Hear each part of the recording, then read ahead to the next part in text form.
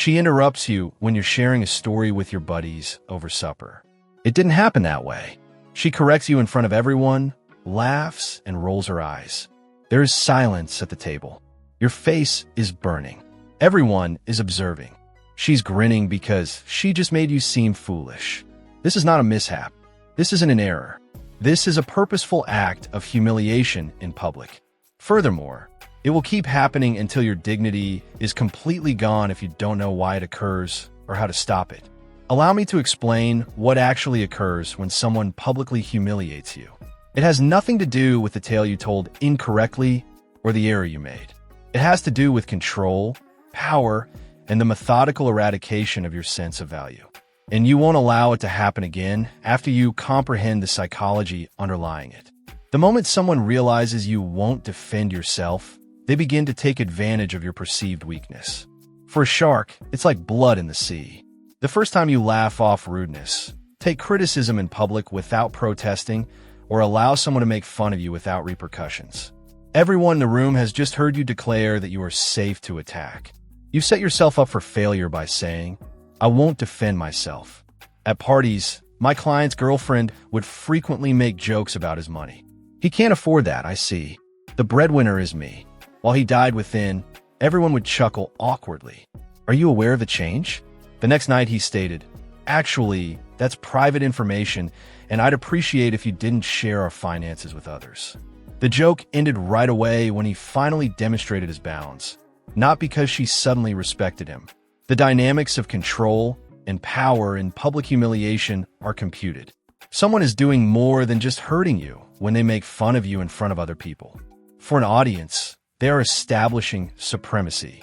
They are demonstrating to everyone in the room that they are superior to you, that they are free to treat you however they choose, and that you are lower in the social hierarchy. You are the prop for the act. When one partner in a relationship feels uneasy about their role, this occurs. Perhaps you received a promotion, received more compliments, or are growing more self-assured. Their method of putting you back down and reminding you and everyone else who is truly in power is through public humiliation. It is emotional terrorism that is passed off as light chat. Envy and insecurity are powerful motivators. Public humiliation of others is nearly often the result of profound inadequacy. Consider it. People who are secure don't have to destroy others for their own amusement. They find no enjoyment in seeing someone writhe. Making others feel smaller is only necessary for people who are internally small. At every social event, the woman my friend dated would make fun of his pastimes. "He plays with his tiny toy vehicles all weekend long," she said, referring to his restoration of vintage autos. He discovered later that she was envious. Regardless of her, he was passionate, skilled, and had something that made him happy. She didn't have anything like. She thus made an effort to ruin all he owned. The permission slip for humiliation is the lack of personal limits. You're teaching others how to treat you each time you put up with rudeness. You're saying it's all right every time you laugh along with the punchline. The line gets pushed farther back each time you allow someone to cross it without facing any repercussions. This is the reality. The majority won't tell you. People who make fun of other people are being tested. They're trying to gauge your tolerance. It begins with a simple jest at your expense. Accepting it will make it bigger the following time, and bigger, until you're the target of every social scenario and everyone accepts it as the way it is. It is impossible to overstate the audience's importance. Public humiliation is only effective when witnesses are involved. It is insufficient to cause you harm. People must witness your pain. The harm is increased by the audience. Their discomfort, their stillness, and their laughing. It all makes you feel more ashamed. This group energy is what the humiliator feeds on. They're not merely controlling you. Dominance is what they're doing for social credit. For years, I have observed this dynamic in partnerships. After saying something scathing, one partner will instantly scan the room to see how others are responding. They are observing the audience rather than their companion. Did anyone chuckle? Did they receive the desired level of societal acceptance? The performance takes precedence over the real relationship. Some people make ideal targets because they lack vulnerability related to their sense of self-worth. Others will determine your value if you don't know it yourself, and it will always be less than what you deserve. Individuals who lack self-respect end up being used as punching bags by those who require someone lower to feel worthy. This explains why a person may be degraded in one setting and revered in another. It's about who you think you are, not who you are. Regarding, when you recognize your value, attempts at humiliation fall flat. Every barb finds its mark if you don't. The outcome is always determined by the answer. Whether or not public humiliation continues depends on how you respond in the first 3 seconds following it. Laugh along, it goes on. Become agitated and emotional. They got exactly what they wanted from you. But in response, set firm but calm boundaries. The game is over. I'll give you the ideal illustration. In front of their friends, a client's wife would be critical of his parenting. When it comes to the children, he is clueless. He merely stated one day, "We can talk about parenting styles in private later. Let's have dinner with our friends right now." Composed, firm, and dignified. The game ceased to be enjoyable, therefore she never played again. Your shield is the self-mastery and stoicism method. Controlling oneself is the true definition of power, not controlling others. Someone is attempting to elicit an emotional response when they openly embarrass you. Their fuel consists of your rage, embarrassment, and frustration. However, you starve the flames when you react with composed vigor. This does not imply passivity. It entails using strategy. It entails selecting your response as opposed to responding emotionally. It is realizing that the individual attempting to degrade you is exposing their frailty, not yours. To feel strong, they require an audience. You don't. It is essential to comprehend the notion of humiliation as reflection. Someone is displaying their own insecurities when they feel the need to publicly discredit you. People who are secure elevate others. They're diminished by insecure people. Public humiliation speaks volumes about them and nothing about you. Consider the most self-assured and prosperous individuals you are acquainted with. At parties, do they make fun of other people? Do they have to make others feel inferior? The number. They are too preoccupied with creating their own life to waste time ruining other people. The only people who need to use humiliation to grab power are those who feel helpless. The pattern of the testing phase is predictable. They will first make a lighthearted joke about you and observe how you respond. A larger jab, followed by public correction, open derision, and scorn, will follow if you permit it. Every step serves as a test to determine whether you will ultimately defend yourself. The majority of individuals never do, and the humiliation intensifies until the relationship is reduced to nothing. In other marriages I've witnessed, the guy has gotten so degraded that his wife publicly makes fun of him in front of his kids. Don't you think that daddy is a fool? And because he has been taught for years that resistance exacerbates it, he simply accepts it. The problem is that it can't be any worse than having no dignity. Group humiliation's social dynamics are intriguing.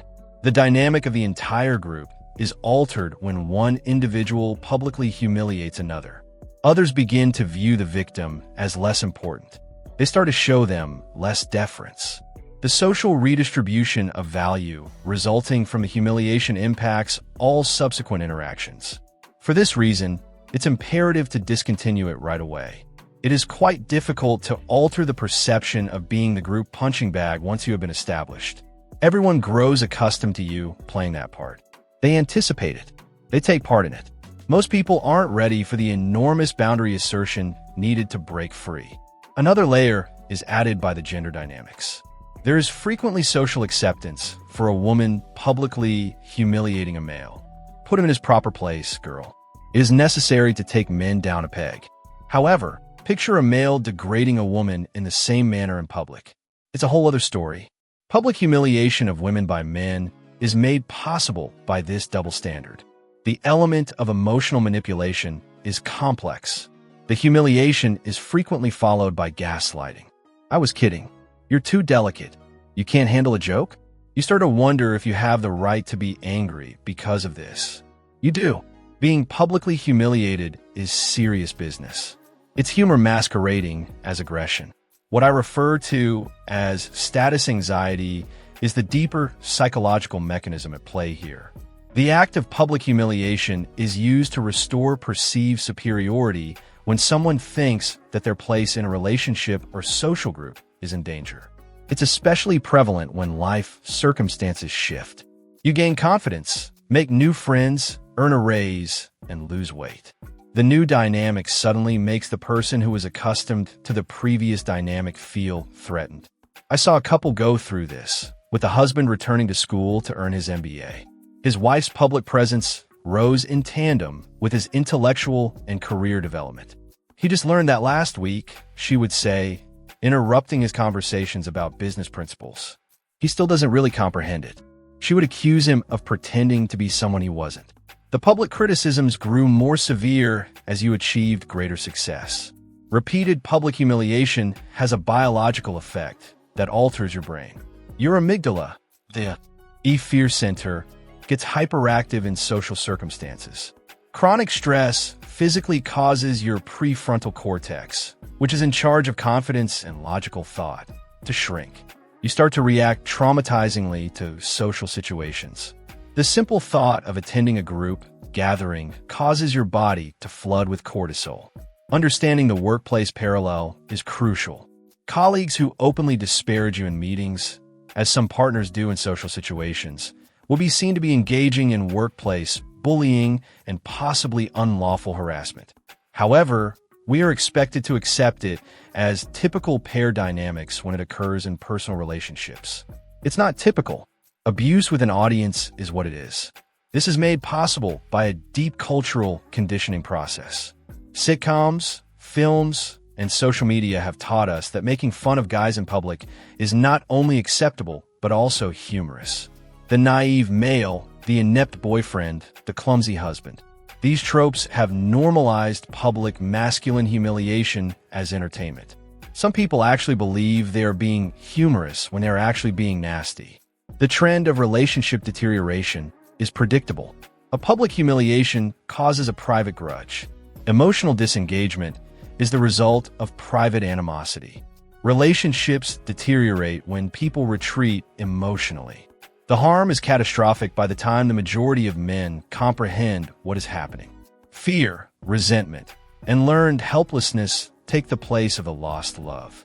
I provided counseling to a couple whose wife would openly chastise her husband, discuss his shortcomings, make fun of his hobbies, and humiliate him at social gatherings. At last, he inquired as to why she did it. She replied, "I'm not sure. It simply occurs. However, it doesn't just occur. Every time, there's an option. The decision to humiliate rather than support is purposeful. Despite the lack of motivation, the childhood programming element is deeply ingrained. Many persons who publicly humiliate others have a familial history of doing so. They saw the other parent belittled by the first. They witnessed mocking as an expression of affection. They assimilated the idea that humiliation is a part of intimacy. It is necessary to acknowledge this habit as dysfunction rather than affection in order to break it. The attachment-style connection is significant. Public humiliation is a perverse kind of bonding that people with anxious attachment frequently employ. People feel more connected to the audience when they are able to relate to the audience's humiliation. It's a maladaptive way to feel significant and involved. The dignity of the partner turns into money for social connections. Recognition is the first step in the healing process. You must recognize the pattern, decide that it is unacceptable, and put an end to it now rather than later. Now, this isn't about becoming confrontational or domineering. It all comes down to having a basic sense of self-respect and expecting others to do the same. The boundary-setting method is straightforward but challenging. Respond calmly and promptly when someone publicly humiliates you. That isn't proper, and I would appreciate it if you wouldn't talk to me like that in public. Just straightforward speech without emotion or rage. Should they persist, you withdraw from the circumstance. The test of respect is illuminating. If someone who respects you finds out they have embarrassed you, they will be ashamed. They will sincerely apologize and behave differently. Someone who doesn't respect you will become upset because you're no longer putting up with their disrespect. This gives you all the information you need to determine whether the relationship can be saved. Persistent public humiliation has disastrous psychological effects. Your brain is rewired to anticipate an attack. You become extremely watchful in social settings. To get ahead of others, you self-deprecate beforehand. You reduce yourself to avoid being a target. This isn't a way of life. Rebuilding one's identity after extended humiliation is similar to rebuilding after a natural disaster. Your identity has been methodically destroyed. You have to rebuild from the foundation up. Your principles, your value, and your entitlement to dignity. This goes beyond simple mending. It's resurrection of the person you were before the humiliation began. The social adjustment is required. When you quit tolerating humiliation, you may lose certain relationships. The new restrictions will not sit well with those who took pleasure in seeing you weakened. It's okay. You don't need those individuals in your life. Good people will adhere to your standards. There is a true attraction paradox. When you stop enabling someone to degrade you, they will frequently become more attractive. This attraction isn't healthy. It's the challenge's appeal. Don't mistake this renewed interest for respect. When they feel safe, someone who needed to make you feel weak will do it again. Real transformation takes place in the internal work. You must confront the reasons behind your first acceptance of shame. What aspects of yourself did you think were acceptable? Which tale were you narrating? For what it is, it's their issue, not yours. Healthy people don't make fun of their spouses, according to relational truth. They're not required to. They support one another, uphold one another's honor, and respectfully resolve disputes in private. You're in the wrong relationship if you're not feeling this. The resolution of cognitive dissonance is essential. Many people endure disrespect while also knowing they are deserving of it. This mental division causes a great deal of psychological strain. One truth must be chosen in order to resolve it. Either you are deserving of respect and will demand it, or you are not and will tolerate any treatment that is offered. The majority of people have never chosen this option knowingly. Recognition is the change in society that is required. Abuse is what the public humiliation is. It's not amusing. It's not typical. It's unacceptable. Instead of laughing at people being torn down, we should start pointing fingers at those who do the shredding. However, this change begins on an individual basis when people like you refuse to accept it. Here, it is especially important to validate the male viewpoint. Men are advised to persevere. Put on your chin. Avoid becoming sensitive. However, regardless of gender, emotional abuse is what public humiliation is. Men are just as deserving of respect and dignity as everyone else. It is not a sign of weakness to need it. It's good for you. The mechanics of relationships that give rise to patterns of humiliation are predictable. Usually, one individual uses humiliation to level the playing field because they feel inadequate. They pull their spouse down to their level rather than elevating them to theirs. Destroying is simpler than building. The time of intervention is critical. You have a choice when the second round of public humiliation begins. Either halt it and make it clear that it's not acceptable, or embrace it and teach everyone in attendance that it is. Not only that interaction, but all subsequent interactions are decided at this precise time. The element of personal sovereignty is essential. Your value is determined solely by you, not by a partygoer with a microphone or by someone who has to make fun of you in order to feel strong. You determine your own worth, after which you demand that people either acknowledge it or leave your life. The workable plan for preventing humiliation. I know you might find that amusing, but I don't like being addressed in that manner in public. Let's go on. Clear, firm, and calm. Just establishing boundaries. No explanation, no negotiation. I have requested that you cease if they continue. This is the end of the talk. Maintaining dignity in relationships necessitates that both partners defend one another's honor in public and discuss problems in private. If something needs to be fixed, do it respectfully and later by yourself. Public forums are meant for encouragement, not critique. This is fundamental respect for a partnership. Everybody recovers at a different pace. Once the dynamic is understood, some people can change right away. Others require months or even years to regain their sense of respectworthiness. Be tenacious in your standards, but compassionate with yourself. Every win is a step closer to dignity. You can feel the energy change when you stop putting up with humiliation. People notice it right away. The new boundaries will be tested by those who profited from your lack of boundaries. Remain steadfast. Your true allies are those who accept the change. Sorting occurs organically. Forgiveness for allowing humiliation is a necessary step toward deeper recovery. You were in survival mode. You lacked the necessary equipment, or you didn't know any better. For whatever reason, you made the most of what you had. You can do better now that you have more knowledge. This is the last truth. The humiliator's vulnerability, not your value, is the focus of public humiliation. People that are secure don't have to make fun of others. People with confidence don't need confirmation from others. People who are happy don't find joy in the suffering of others. The next time someone attempts to minimize you, keep this in mind. There is an amazing metamorphosis that awaits on the other side of barriers. Partnerships founded on respect for one another. Anxiety-free social interactions. The freedom to be who you are without wearing armor. When you quit putting up with public humiliation, you can achieve this. The call to action is straightforward but impactful. Make the decision right now that your dignity cannot be compromised. Make the decision that no one should have access to your private life if they are unable to treat you with even the most basic respect in public. Make the decision that you are important enough to deserve respect.